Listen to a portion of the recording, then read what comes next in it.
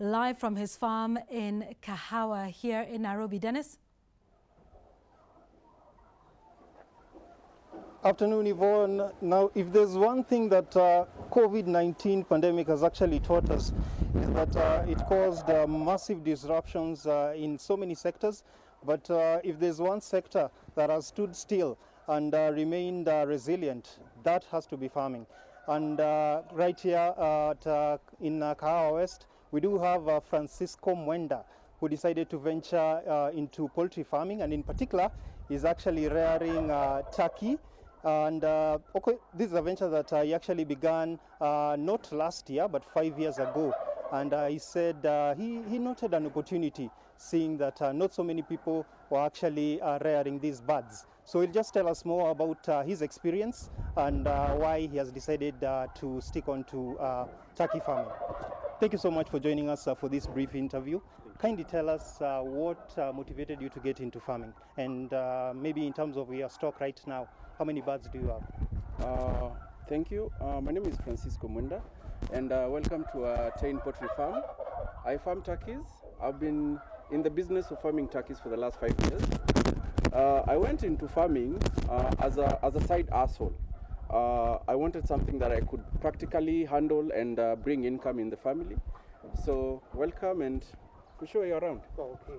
And just as we move around, from your own experience, yes. It's been over 5 years now. Yes. Would you say that agribusiness is actually a lucrative venture? How would you describe it? It is. There is plenty of opportunities, and I always tell my customers and farmers, everybody I meet, that farming is you are the market. How far you want to venture, the sky is your limit. So turkeys is one area of production in farming whereby people are not doing it large scale. Okay. Reason being mostly the lack of understanding for farming. All right. The practice requires very precise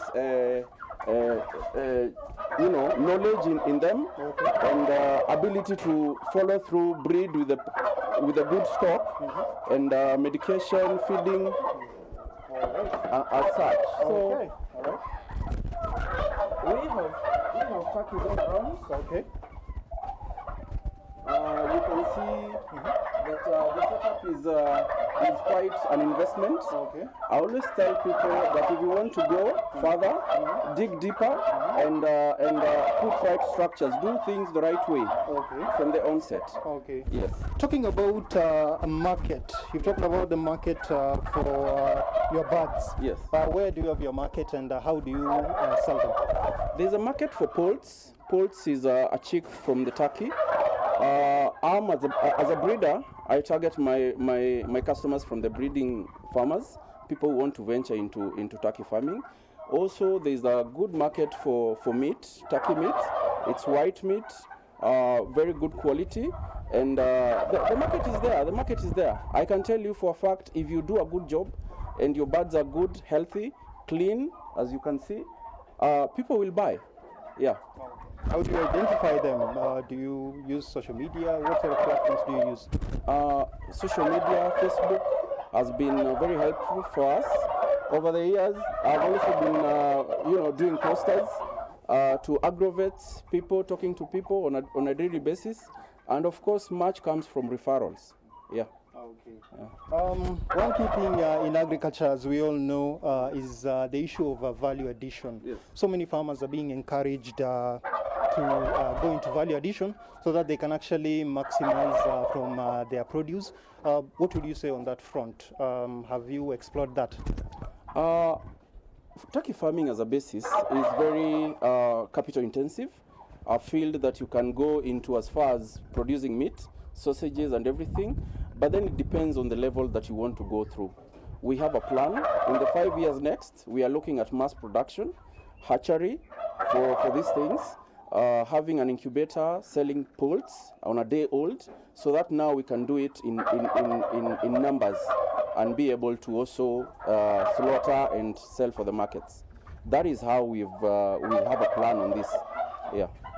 5 years indeed, that has been a long time. I'm sure it wasn't a smooth sailing. Maybe what sort of lessons have you seen in between, have you learned? Persistence. Persistence is the only thing And the life of a farmer is very difficult. Every day there's a lesson. It's an opportunity to learn and improve. Continuous improvement, persistence is very important. And also I've seen value in looking at costing. Costing for your feeds as a challenge. Most farmers will tell you we are not able to do turkeys in large numbers because of the cost of feeds in the market. So producing your own feeds becomes a strategy that we are in line and following, pursuing as beginning 2021. Yeah. Do you see this particular area as a viable area for investment, and would you actually encourage that? The past week I've been traveling Meru, Embu areas, Nanyuki. I have plans of covering Nakuru, Nyahururu, all over to Kitale. I tell everybody that I meet, do turkeys. It is the one thing that no competitor can hit you on.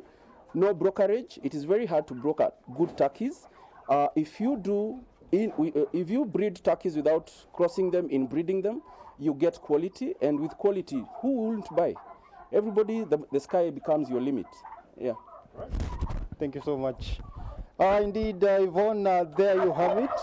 That is Francisco Mwenda just sharing with us his experience as a turkey farmer. Remember that he's not a full-time farmer as such. He has a main job that he's doing as a salesperson in a particular company. But he says that he wants to go full throttle once he has actually established a good base. Yeah, back to you, Yvonne.